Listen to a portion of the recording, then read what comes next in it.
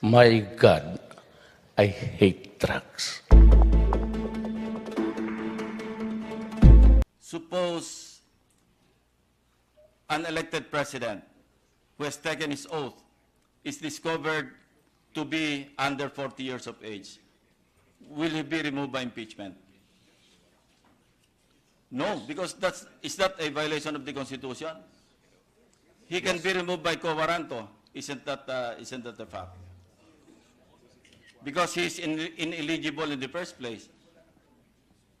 His election or his qualification made him ineligible to become president because he's below 40 years of age, Mr. President. Well, Mr. President, So he may be removed by quo warranto. he may be removed by the Presidential Electoral Tribunal, perhaps. By what way? Quo warranto. No. By quo warranto. There's no other way. Yes. That's right. Yes. No, We have no jurisdiction. no, the PET does not have jurisdiction over quo warranto cases, but it has. Of course. But the PET can rule on a disqualification case involving a sitting president. And I'd like to For being ineligible, it's quo warranto. Mr. President, I'll read to you Rule 16 of the Presidential Electoral Tribunal under their rules. Section 16, an impeachable official may be removed by quo warranto for ineligibility and disloyalty. That is so provided in the rules. So, I'm not aware of the rules, perhaps. well, I read it. I have it in my notes, Mr. President.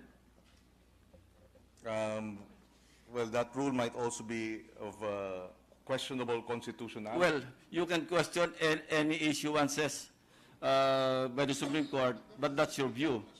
But the fact remains that this is under the rules of the PET. If I may just yield the floor to, with the permission of. Of course, Mr. President. Mr. President. Senator Hontiveros. Thank you, Mr. President. Earlier, the good Senator Ping mentioned the word interference. So I was triggered to gesture to my colleague in the minority, Senator Kiko, to seek his leave to add a point to this discussion. As the good Senator Ping has pointed out, it's here in the Constitution that the Supreme Court has among its powers to exercise original jurisdiction over cases, over petitions for, including quo warranto. And all throughout the quo warranto process of the Supreme Court, we, the Senate, have exercised extreme respect and institutional courtesy toward them. In fact, except for the initiatives which I admire greatly of a couple of our colleagues in the minority, as an institution as a whole, we have spoken only now through this resolution seeking to express the sense of the Senate. And yet, what has happened is that the quo warranto process of the Supreme Court has had the effect of preventing us in Congress from exercising our own mandate under the Constitution. It has had the effect in what is supposed to be our Republican form of government with separate and co-equal branches of government that are supposed to be able to check and balance each other. The quo warranto process has had the very unfortunate effect of allowing or giving a reason for the House not to vote upon its the decision of its Committee on Justice in plenary, has had the effect of not allowing or giving a reason for the House, for whatever reason, to not transmit an articles of impeachment to the Senate, and has had the effect of preventing us in the Senate from exercising our constitutional mandate to transform ourselves into an impeachment court, conduct a trial as senator judges. We have exercised the utmost institutional courtesy vis-a-vis the Supreme Court, even in their quo warranto process. But unfortunately, their quo warranto process has had the effect of preventing us from exercising our constitutional duty. And that is one of the points, Mr. President, good Senator Ping, that this resolution expressing the sense of the Senate seeks precisely to express that we wish to uphold, just as we are respecting the mandate of the Supreme Court. The language of the resolution is extremely respectful towards the Supreme Court, but at the same time, equally, we wish to uphold our constitutional, not just privilege, but responsibility in the matter of impeachment. Thank you, Mr. President. I'll read to you, Mr. President, the Section 16, which I mentioned earlier. Section 16, this is under the rules of the PET. The PET, by the way, is composed of 15 justices of the Supreme Court. Section 16, quo warranto. A verified complaint for quo warranto contesting the election of President or Vice President on the ground of ineligibility or disloyalty to the Republic of the Philippines may be filed by any registered voter who has voted in the election concerned within 10 days after the, so forth and so on. So, an impeachable official may be removed by impeachment or by quo warranto. Mr. President, in this case, Mr. President, we are referring to either the President or Ineligibility. Yes. Why was CJ Sereno? May I just complete my point?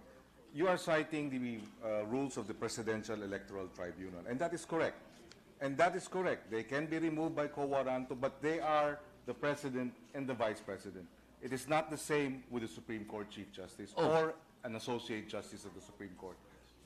Their removal by quo warranto is not provided for by the Constitution On the ground of ineligibility. of the President or the Vice President. But that does not say ineligibility of a Supreme Court Chief Justice. So in other words, the Constitution allows for the removal. Because the PET does not try the Supreme Court Justice.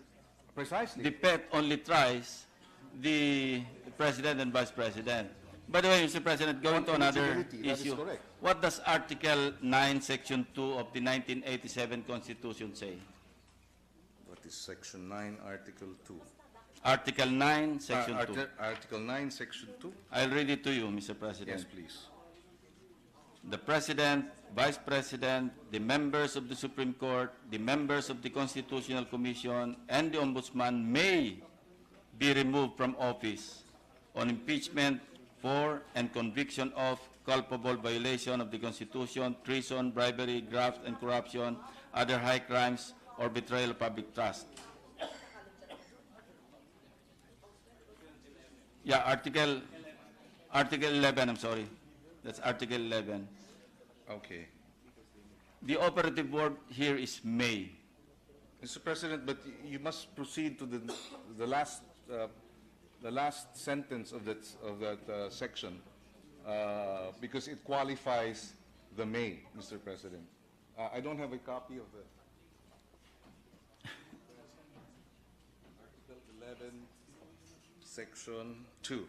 My understanding of the word may, pagka legal ang pinag-uusapan, it's directory and not mandatory, Mr. President. Yes, but the last sentence would read of that section, all other public officers and employees may be removed from office as provided by law, but not by impeachment. In other words, it distinguishes who may be removed by law and who may be removed by impeachment, Mr. President.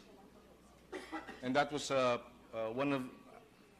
cited by, if I'm not mistaken, Justice Kagiwa in his dissenting opinion.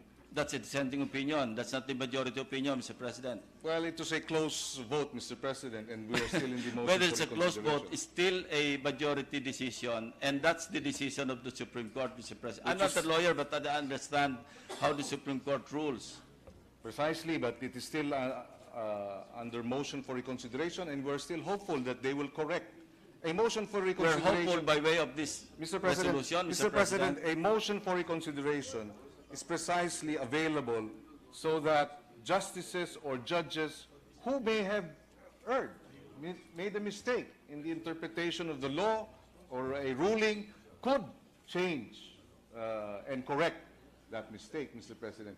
And it is our position that it was a mistake to have removed a Chief Justice by way of quo warranto, and therefore they may still correct this mistake by way of reversing themselves in the motion for reconsideration.